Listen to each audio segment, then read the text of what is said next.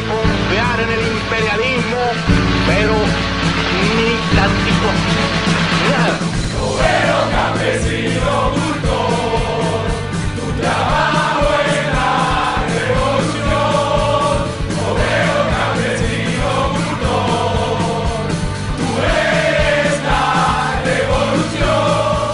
Obrero, campesino, cultor, tu trabajo en la revolución. Obrero, campesino, cultor, tú eres la revolución. Alerta que camina, la espada de Bolívar por América Latina. Alerta, alerta, alerta que camina, la espada de Bolívar por América Latina.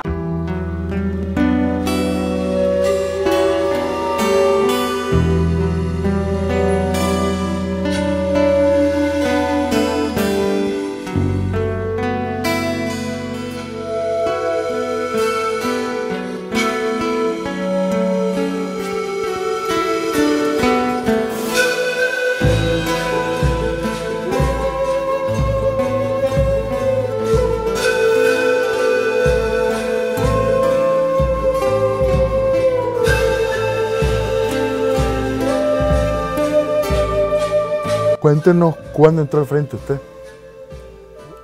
Entrar al frente en sí, pues, ya como miembro del frente, más o menos en el año 71. Ah, sí, o sea, pues, Sí, estaba en el Goyena, pero antes del Goyena yo había participado en algunas marchas. Fui a la marcha del 22 de enero del 67, estaba Claro. chavalo, y me fui a asomar, mano, y una gran balacera. Me fui a traer a mi mamá que vendía en el mercado ahí.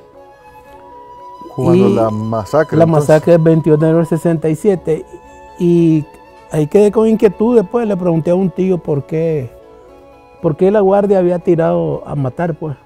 Y se bajaron de unos camiones y se tendieron al suelo con unos fusiles Garand y mataron a la gente en la avenida Rubel, pues, porque nosotros vendíamos en el mercado.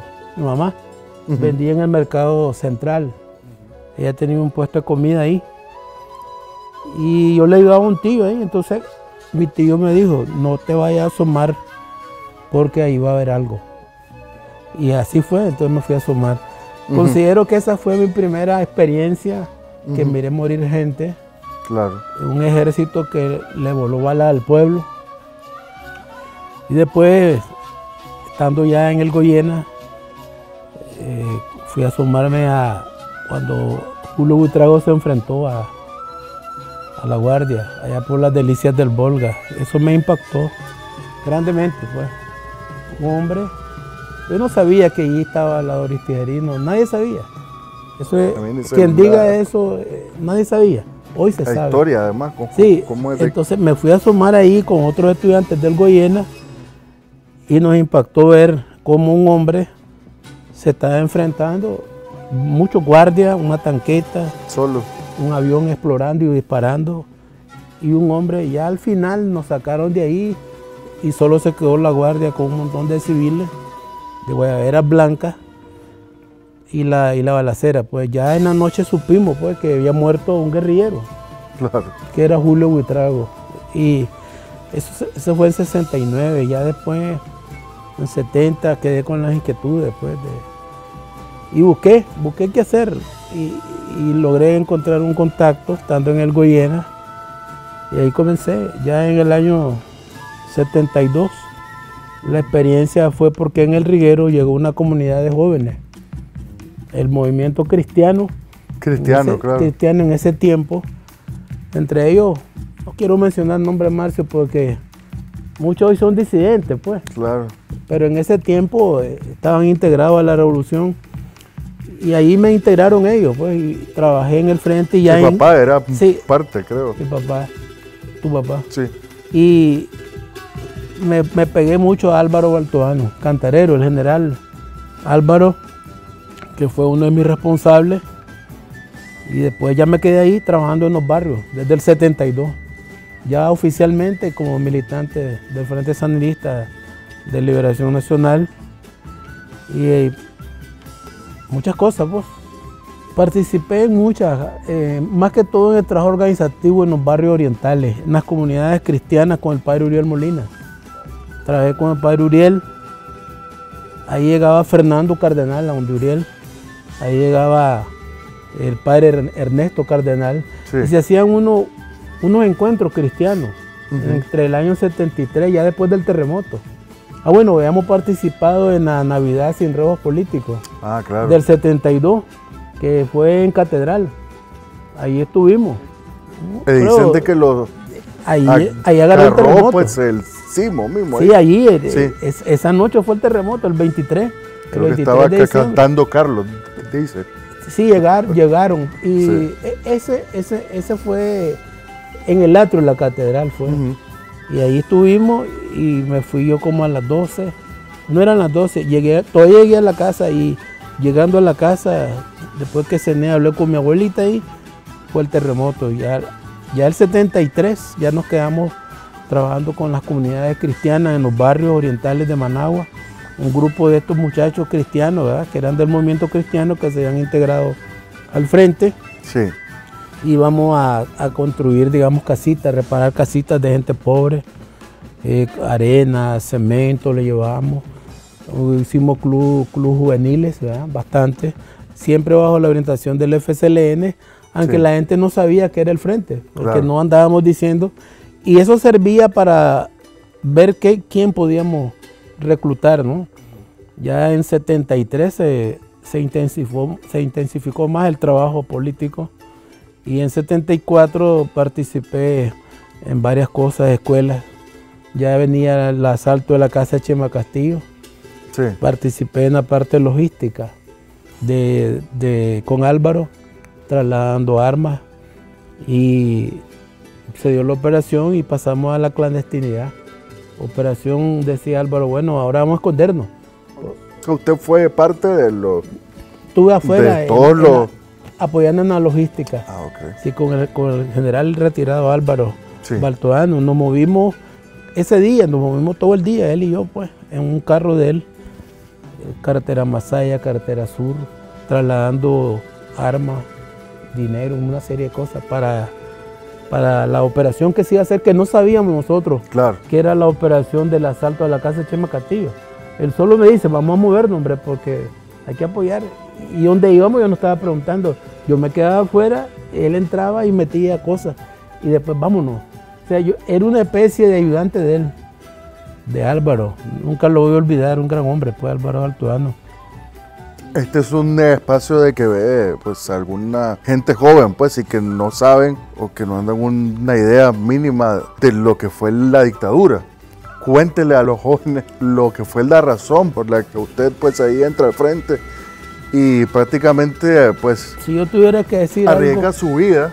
sí, si yo Y de tuviera la guardia. Claro, Marcio, si yo tuviera que decir algo, siempre me lo he dicho en mis adentros, que me marcó para toda la vida, fue lo del 22 de enero, que vi, porque me acerqué a una cuadra.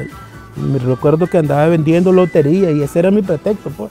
Claro. Y entonces me acerqué y miré cómo la guardia atendida, mano, volándole bala, y hay un montón de campesinos. Eso, ¿verdad? Y pensé que no podía ser eso así, que había que cambiar las cosas, pues. Y cuando me acerqué, cuando mataron a Julio, que llegamos a 2 cuadras cerca donde estaba el combate, y después los periódicos, que diario aparecían acciones, el frente se comenzaba a ilumbrar y todo el mundo quería ser del frente. Ujú. Creo que el norte, la juventud de los 70, los que crecimos, era el frente, para nosotros era una inspiración. Claro. Gente valiente, ni sabíamos ni quiénes eran, Mm. porque el frente era un misterio, el frente sandinista, pues. Por ejemplo, no sabíamos ni que existía el comandante Daniel, no sé. Yo conocí al comandante Daniel en el 79, pues. Así, El, ya 26, en el 26 de julio del 79 lo conocí al comandante. Ya veía, el comandante ya estaba en el frente antes que muchos de nosotros. O sea, él y Julio Buitrago y Silvio Mayorga.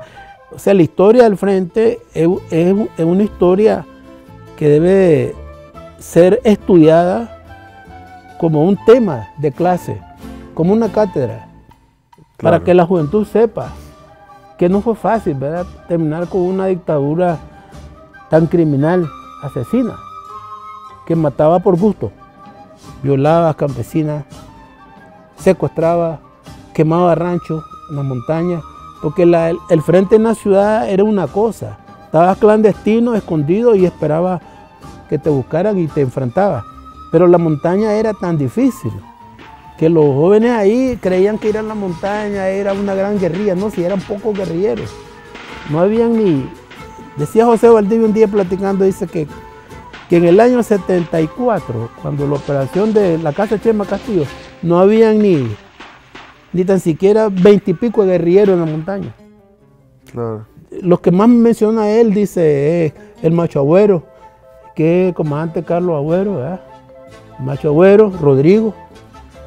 Él me menciona también al Zorro, a Francisco Rivera, al humilde campesino, a uno que murió este año, de apellido Hernández, que anduvo con el comandante Daniel en el Frente Norte. Creo que me habló de Omar, que lo recibió a Omar Cabeza, el comandante Valdivia lo recibió. El comandante Tirado, que estaba en un campamento guerrillero, pero que no pasaban de 3, 4 guerrilleros. Claro. Y más arriba estaba supuestamente el centro de la guerrilla, pues, que tampoco no eran ni 20. Entonces, si vos te fijas, era un sueño el triunfo. Y entrar al Frente Sandinista, los que tenían conciencia de clase por la injusticia, era algo que era como un premio, porque a tus valores, a tus principios, porque vos no vas a entrar a nada incierto. Y entrar al frente era algo incierto, pues. ¿Qué te esperaba? O un balazo, o la muerte, o cárcel. O cárcel. Tortura. Y ahí está la prueba, el comandante Ortega, y siempre he admirado eso, del presidente Ortega, yo. 9 años casi preso, casi más, cae preso en 69. 67 creo. En 67 y sale en 74. Sí. Más de 7 años, torturado. Era un niño, pues. Sí, le partieron la vida, la cabeza, claro. Entonces voy a decir, el caso de René Tejada, pues, de René, de David, su hermano, pues, que lo asesinaron y lo desaparecieron. Y en fin, muchas cosas, pues el frente era el norte, donde queríamos entrar los que queríamos cambiar las cosas. Cuando ustedes oyen a alguna gente, no solo joven, o sea, incluso ex compañeros que hablan de que la dictadura de Somoza era menos en comparación a lo que ahora pasa, dicen. Eso es algo inaudito, insólito. Yo oigo eso de gente que fue del frente y yo me quedo asombrado hasta un día. Esa es maldad, pues, esa es una maldad porque vos querés justificar, ¿verdad? Y querés hacer un semil entre Somoza y el comandante Daniel. Es un camino abismal, 70 mil millones de años luz entre el presidente Ortega, Daniel, y Anastasio Somoza. No hay comparación entre la Guardia Criminal Asesina y nuestro ejército, nuestra policía. No hay comparación. Vos aquí andás en las calles y nadie te está deteniendo, nadie te está requisando, nadie te está quitando el celular, nadie te está bolseando la bolsa. Y andas reales, te decía la guardia. Ajá. Y ahí, pues, a veces te palmaban. Y andas palmado y te mataban en la Cuesta del Plomo. ¿Cuántos cadáveres no encontramos en la Cuesta del Plomo, en la Costa del Agua, ahí en el Mocorón, donde es la base? Encontramos cientos de cadáveres enterrados. Eso no es ninguna mentira, porque la maldad de los ideólogos, ¿verdad?, que quieren destruir al frente, es decirle a la población que es joven, en más de un 60%, que primero aquí no hubo una revolución. Sí. Que el comandante Ortega dice tiene 40 años de mandar, falso. Aquí eran 9 miembros de la Dirección Nacional y una asamblea sandinista eran los que mandaban. Y el presidente colegiado Ortega, era. Sí, era colegiado. El presidente Ortega era un voto. Claro. Porque se reunían 9 para tomar decisiones ejecutivas y todo. Entonces, quieren engañar a la juventud y decirle, ese es el monstruo a derrotar. Y la juventud no sabe que para llegar donde estamos ahorita, donde vos apenas tenés ni 45 años, tuvo que haber pasado tu papá por una situación difícil, el mío, el de él. y el de todos los que nos están viendo. Asesinatos, torturas, violaciones de mujeres. Las campesinas del Cuá sacaban a las mujeres de las cárceles y se las llevaban a la fuerza. A la Dori, cómo la torturaron, la vejaron, una mujer sufrida, pues. Y ahora dicen, bueno, dice que esto es peor. No, falso. Sí. Lo que pasa es que la gente involuciona y regresa a sus posiciones, y esto es por un problema de ambiciones personales, pero entre el Frente Sandinista y Liberación Nacional, con una historia desde el 61, que se funda el Frente, se termina en 63 y que continúa hasta llegar al triunfo en 79, pasaron 18 largos años, difíciles, más difíciles que la Revolución Cubana, porque la Revolución Cubana apenas fue del 56 al 59, 3 años. Nosotros nos tiramos 18 largos años.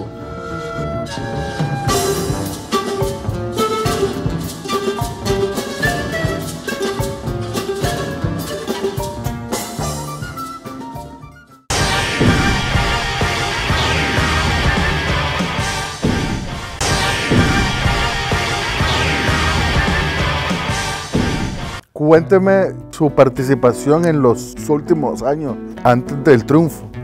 Estuve en los barrios orientales, Marcio. Estuve en el Frente Interno.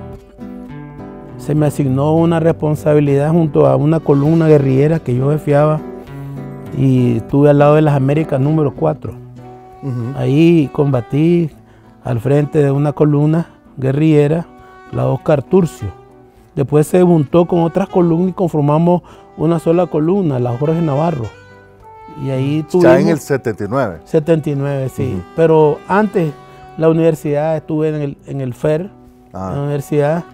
Ahí conocí a muchos hermanos, Javier López Loguer, y ahí varios que hoy también están en la derecha, porque es difícil, pues, como muchos están hoy en la derecha, pues. Sí. Y no vale la pena mencionarlo porque elevarle el perfil. Pero los que sí estamos siempre en el frente, ahí está Javier López Loguer y Fran Alvarado, que también estuvo en el FER ahí, sí. Estuvo en el FER. Hay una cantidad de gente, bueno, ahorita vos sabés que esta pandemia han muerto muchos hermanos, pues. Sí, sí. Pero la universidad es otra parte de mi vida, pues. Y de allá para el triunfo de la revolución, pues, me mandaron de agregado militar. ¿Ah, sí? Sí, me mandaron a Washington. A Washington. Y antes, ¿cuáles son sus recuerdos del propio 18, 19, pues, y aquí el acto del 20? Nosotros estábamos en el repliegue, ¿verdad? Del repliegue en el Frente Interno, con el Frente Interno, ¿verdad? Estábamos resistiendo en los barrios orientales. Sí. Y nos tuvimos que retirar, una orden de la Dirección Nacional Conjunta, hacia Masaya. Allá nos fuimos, más o menos íbamos unas 6,000 personas. El más duro en el repliegue fue cuando llegamos a Piedra Quemado, porque salimos el 27 por la noche. Caminábamos toda la noche. A mí me tocó ir con William Ramírez, con el comandante Aureliano, porque aparte iban otras columnas, eran tres, la del centro iba con Aureliano, el comandante William Ramírez. Y nos tocó la madrugada, nos agarró ahí por Piedra Quemada, con hambre, porque caminamos toda la noche, desde las 6 de la tarde cuando oscureció. Vos sabés lo que es más o menos 6,000 seres humanos, que muchos se perdieron, pues, y fueron a parar a otro lado, otros fueron a parar a Tipitapa, y incluso el comandante Carlos Núñez, pues, que era el jefe del repliegue, Roque, se perdió. Y sí, fue a parar a la laguna de Masaya, ahí lo vimos a buscar. Él apareció hasta como el 29 de junio del 79. Llegamos a Piedra Quemada en la madrugada y ahí nos detuvimos a descansar y ahí nos amaneció. Seguimos la marcha y cuando íbamos llegando a la salida de la carretera, ya eran como las 12 del día. La gente sin comer, porque ahí la marcha, ¿cuántas horas llevábamos caminando? Ya más de 12 horas. De las 6 de la tarde a las 6 de la mañana, 12 horas. De las 6 de la mañana a las 12 del día, 18 horas, caminando, más los días anteriores de sueño, porque había poca alimentación, municiones, y apareció la aviación enemiga y bombardeó la columna. Ahí murieron más o menos como 79 personas, jóvenes.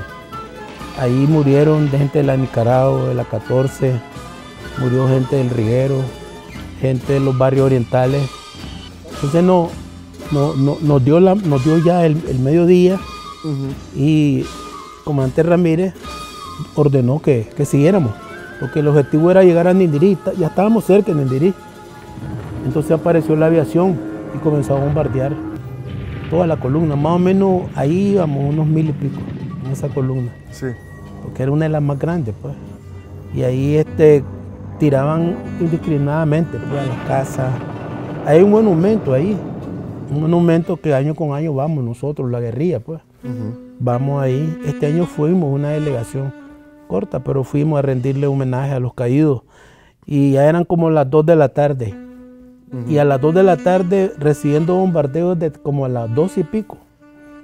Bombardeaban la carretera, bombardeaban para atrás. ¿Me entendés? Nosotros en el suelo, pues, los que éramos guerrilleros experimentados, pudimos capearnos, pues. El resto, que eran gente civil que se había integrado, fueron los que más bajas sufrieron, pues. Ahí perdimos algunos guerrilleros. Nosotros, entre los más conocidos, que ese me tocó recogerlo, es Ricardo Su Aguilar, que ahí se llama la colonia Máximo Heré.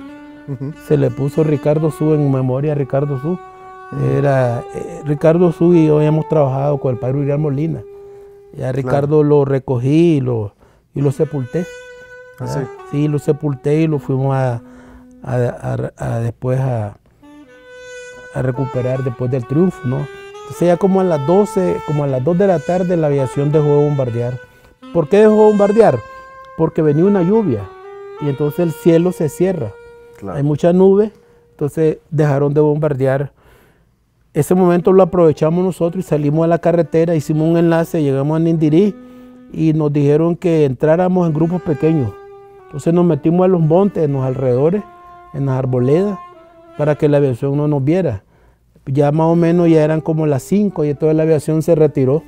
Entonces comenzamos a llegar a Nindirí a partir de las 5 de la tarde. Llegamos a Nindirí como a eso de las últimas partes de esa columna, llegamos casi a las 10 de la noche, ya del día 28. Del 28 de junio, ponete a pensar, detenidos desde las 10 en el bombardeo. Sí. Y esperando que la aviación se fuera para salir, salimos ya de noche y llegamos el 28. Mucha gente llegó hasta el 29 a Masaya. A mí me tocó llegar el 29 en la madrugada, porque estábamos esperando el resto de la gente. Y llegamos al Salesiano, ahí al Salesiano, al colegio que está frente al Parque Monimbó. Sí. Ahí llegamos, ahí pues ya nos estaban esperando los monimboseños.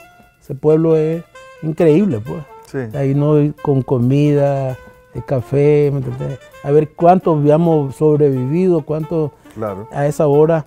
Ya el 29, ya el 30 de junio de 1979 ya estábamos listos nosotros para ser distribuidos como fuerzas guerrilleras de respaldo a Masaya, ya que Masaya había sido liberada días antes del repliegue el 27 de junio por la fuerza al mando del comandante Hilario Sánchez, sí, comandante Camión.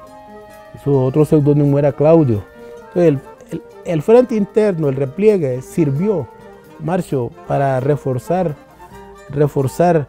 Masaya, consolidar Masaya, claro, y atacar los pueblos y liberar los pueblos. Y con las fuerzas de Managua más las fuerzas de Masaya se liberó todo Carazo, todo Carazo. Y Granada, pues, que fue el último bastión que cae de la Guardia, ya casi para como el 16 de julio por ahí, de 79. Después nos tocó regresar a Managua. A mí me asignaron la academia. Ajá. David René Tejada Peralta. Sí. Entonces ahí estuvimos organizando, hablando con los compañeros, diario lo formamos, compañeros, bueno, este es el nuevo ejército, los que no sientan, ¿verdad?, que no tienen vocación, se pueden ir a su casa. El que quiera quedarse es disciplina, porque esa es la explicación que nos había dado el frente. Sí. El frente nos dijo, hablen con los compañeros, si se quieren quedar en el ejército, ¿verdad?, y los que no se quieran pues van a la policía, los que otros van a... Entonces ahí, como eran más de 1000 sí, guerrilleros los que habían bajado de Masaya a la academia, entonces comenzamos con ellos. Algunos lloraban, pues, muchos se querían quedar, pues, ¿verdad? Pero claro, Entonces ahí, ¿qué se hizo? Que se comenzó a distribuir, bueno, hay cupo en ingeniería, entonces mandamos ingeniería, hay cupo en artillería, hay cupo en tanques, tanquistas, manejar las tanquetas que dejó la guardia. Entonces así se comenzó, en la academia me tocó donde estaba yo, más arriba estaba el Chipote, que era donde estaba la comandancia, que ahí estaba otro grupo fuerte guerrillero, y así nos llegó el 26 de julio, y el 26 de julio hicimos un acto en la academia, David René Teap, y el comandante llegó. Sí, llegó el comandante Daniel con una delegación y ahí me lo presentaron a él.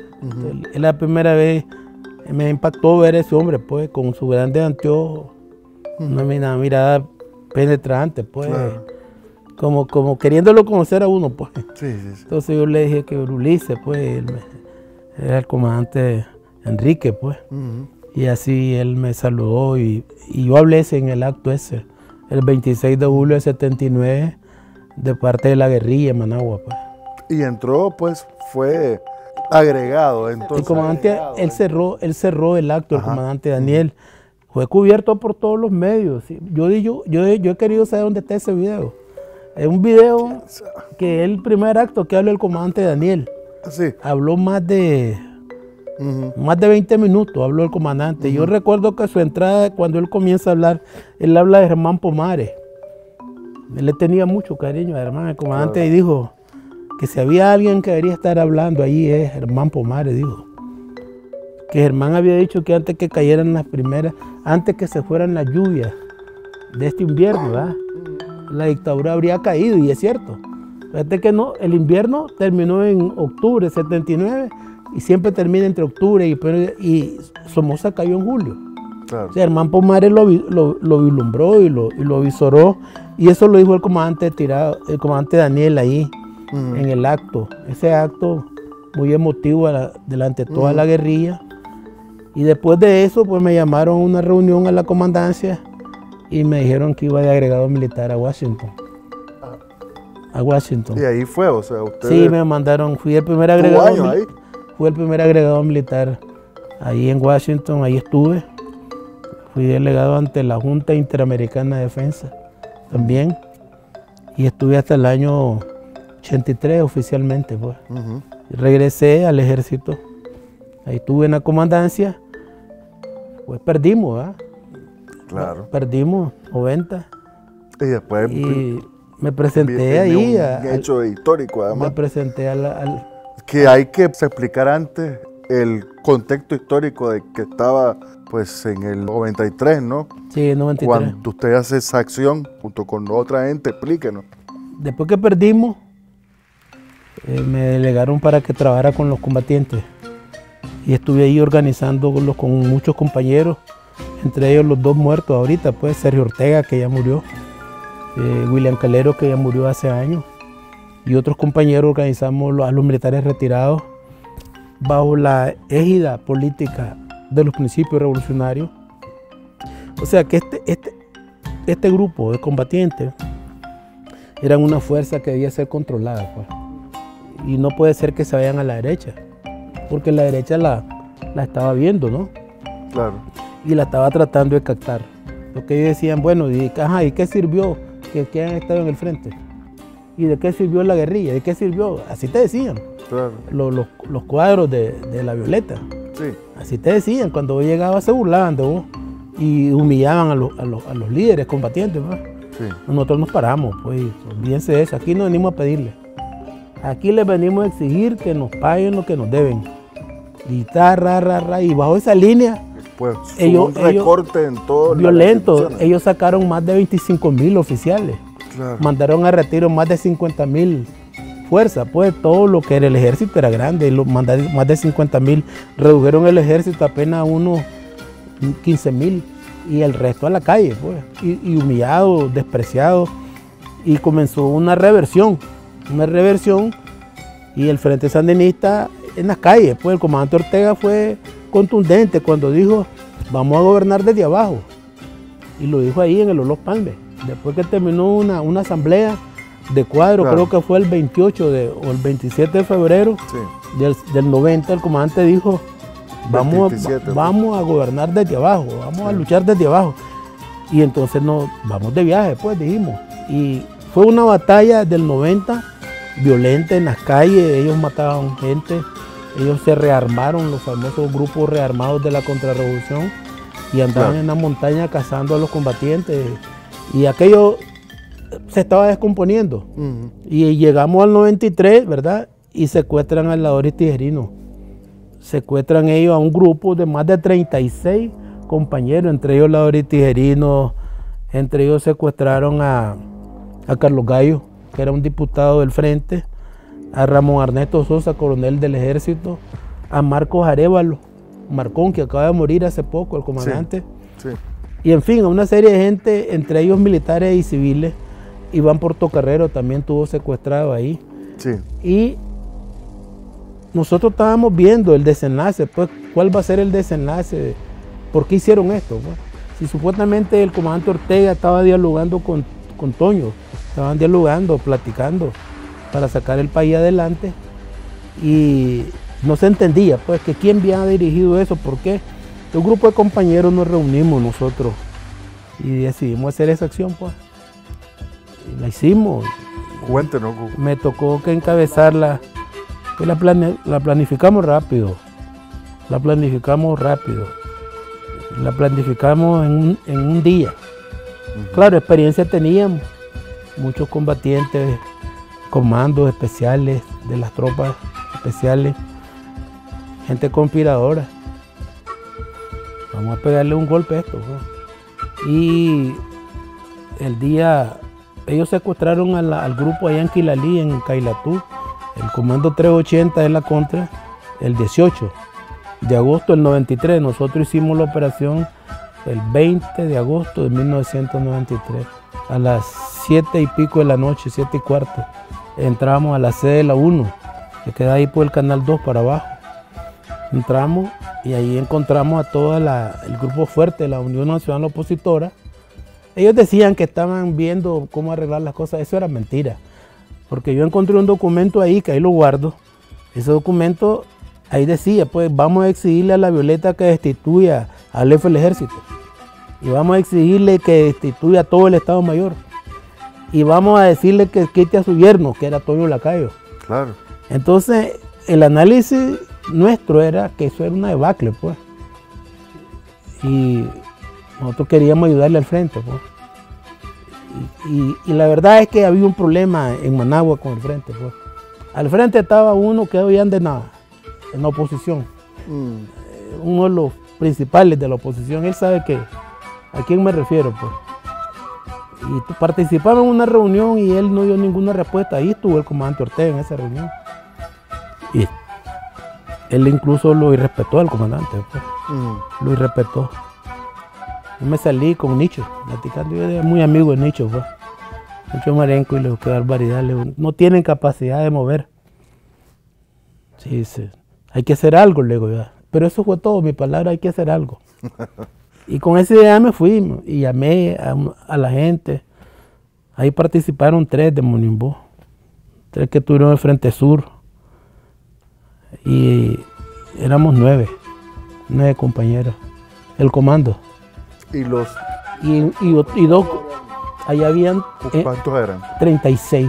36. Y entre los más destacados que ellos tenían, el vicepresidente Virgilio Godoy. Claro, Alfredo César. Estaba Alfredo César ahí, que ese es uno de los ideólogos de esa operación contra nosotros, pues. Claro. Además, Alfredo César, para cómo sepa, yo no sabía que él le decían 7 puñales, pues, pero porque me dice, yo recibí una llamada y me dice, comandante 31, tenga cuidado con 7 puñales, pues. Le digo, ¿quién es 7 puñales? Le digo, Alfredo César, me dice, ¿cómo lo puñalea por detrás? Entonces llego yo y les digo, búsquenme a 7 puñales. Le digo, ¿quién es? Nadie sabía. Entonces 7 puñales Alfredo César. Le digo, preguntá quién es Alfredo César. Nosotros no sabíamos quiénes eran los que estaban. Hasta que los reunimos a todos y le dijimos, vayan poniendo su nombre aquí, su cargo, ¿verdad? Y Y aquí a esta señora había una funcionaria de ellos, de apellido Lario. Y le digo, a ella le entregan prendas porque aquí nadie les va a robar nada. Nosotros somos revolucionarios, porque nunca yo me quise identificar como militante de frente, a quien yo quería, pues. Y es la primera vez que lo digo, pues yo quería decir que era, pero consideré que no era necesario, porque yo dijera, porque no quería que el frente se viera involucrado, porque la derecha iba a tener un argumento para decir que el comandante Ortega los mandó a secuestrar, como ellos lo dijeron, porque después nadie se quitó de encima que decían que el comandante Ortega Daniel los había mandado. Entonces siempre mantuve esa, y ya sabíamos quiénes estaban ahí. Estaba doña Miriam Argüello, Sí, sí. estaba el hombre más furibundo, que es mi enemigo a muerte, pues, que es el director de editorial de La Prensa, Luis Sánchez Sancho. Sí. Bueno, ahí estaba hoy el compañero, pues, Wilfredo Navarro. Sí. Me lo encontré a Wilfredo, pero un hombre muy ameno, no era un hombre... Es más, él era como una especie de secretario de Virgilio.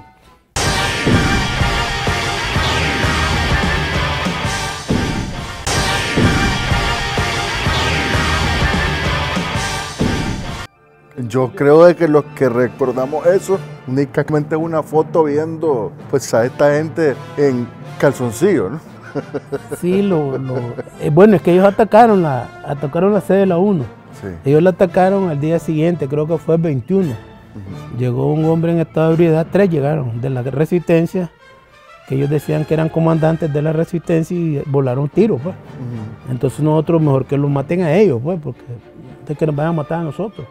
Entonces se pusieron ahí, pues, en calzoncillo 3, los César, pues. Y son cosas que ellos no la olvidan, ni yo olvido sus barbaridades. Claro. Que tampoco aquí, pues, es que nos vamos a cortar los pulsos, no. Eso es parte de la historia de este país, porque ellos se buscaron eso. Ellos se buscaron... ¿Cuánto tiempo fue el que se...? El 26, 6 días casi. 6 días. Sí, sí. Le agradezco mucho al comandante Daniel y lo reitero ante la historia, ¿no? Yo lo llamé al comandante, que era yo, pues, porque él no sabía quién era el jefe del comando. Sí. Yo lo llamé en la noche y le dije, comandante, quiero que me ayude, porque estoy aquí, soy yo. Claro, me dice, quiero que usted sea mi negociador. Porque ellos habían nombrado al cardenal Obando, sí, allá, y nosotros no teníamos, pues, un negociador. Y el hombre más idóneo para mí era el comandante Daniel. Porque se había ofrecido otros 2, pero 2 miembros del ADN, pero eran lo que hablábamos fuera de cámara. Estaban más allá en contra del comandante Ortega, claro, dividiendo el frente, porque ya la división... Claro. Fíjate que la toma en la 1 del 20 de agosto del 93 fue un elemento que ellos usaron para decir que nos habíamos quedado en el pasado. Claro. Y yo me preguntaba siempre, ¿y el secuestro de Quilelí, de qué época de la vida es?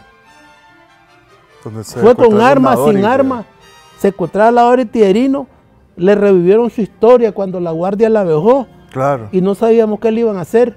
La Dori llegó con una comisión ahí a negociar la salida de ellos, porque ellos eran de la Comisión de Paz, sí, la Dori Tijerino, de la Asamblea Nacional, y llegó como parte del gobierno, con una delegación de gobierno, y la secuestran. Claro. Y dicen, bueno, ahora se va Julano y desbaratan el Estado Mayor. A como la miró, a como la miraron mucha gente, es que era peligroso, pues, lo que estaba pasando, y que podía ser de consecuencias impredecibles. Porque aquí 3 años que nos llevaban así, como dicen, nos llevaban humillándonos al Frente Sandinista, ¿verdad? A los revolucionarios, desbaratando las cooperativas, todo. Entonces, solo aguantábamos. Y creo que fue una respuesta, ¿verdad? La toma de la 1 de gente revolucionaria, y en mi calidad de militante, pues era mi deber hacerlo. Y lo he asumido ante la historia. ¿Y cómo es que se arregló todo? Bueno, el comandante Ortega, que era el jefe de la negociación por parte nuestra, del comando, logró llegar a acuerdos con el gobierno para un futuro diálogo que comenzó a darse ya en septiembre de 1979. Las cosas fueron ya diferentes, pues. Ellos estaban claros que el Frente Sandinista iba a responder en cualquier momento. Claro.